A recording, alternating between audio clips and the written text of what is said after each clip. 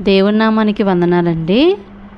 Good Friday కోసం మనం ఇప్పుడు యేసుక్రీస్తు ప్రభువు సిలువపై మాట్లాడిన 7వ మాట గురించి అయితే డిస్కస్ చేద్దామండి. లూకా సువార్త 23వ అధ్యాయము 46వ వచనము. అప్పుడు యేసు గొప్ప శబ్దముతో కేక వేసి, తండ్రి, నీ చేతికి నా ఆత్మను అప్పగించుకొనుచున్నానెను. ఆయన ఇలాగు చెప్పి ప్రాణము విడిచెను. యేసయ్య అయితే దేనికోసమైతే ఈ భూమి మీదకి వచ్చారో ఆ పని ఆయన ముగించుకుని తన తండ్రికి ఇచ్చిన మాటని నెరవేర్చి యేసయ్య అయితే తన ప్రాణాన్ని అయితే విడిచారండి.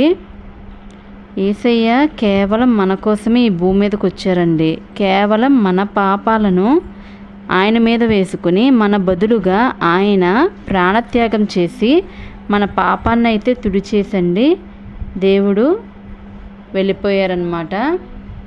మనం ఈరోజు ఇది చాలా గుర్తు తెచ్చుకోవాలండి. ఎందుకంటే మనం ఏదైనా తప్పు చేస్తే మన పక్కవారే మనల్ని క్షమించరు. అలాంటిది యేసయ్య తన ఏ పాపము చెయ్యకుండా కేవలం మన కోసం, మనమంటే ఎంతో ప్రేమతో ఇలా అయితే చేశారండి. చర్చికి వెళ్తామండి చాలామంది, కానీ పరిపూర్ణంగా యేసయ్యని ఎరిగి యేసయ్య మార్గంలో మనం నడుస్తున్నామో లేదో ఒక్కసారి జ్ఞాపకం చేసుకోండి. ఈ వాక్యం దేవుడు మీతోనే మాట్లాడుతున్నారండి. మీ జీవితాల్లో మార్పు రావాలని కోరుకుంటూ ఆమేన్.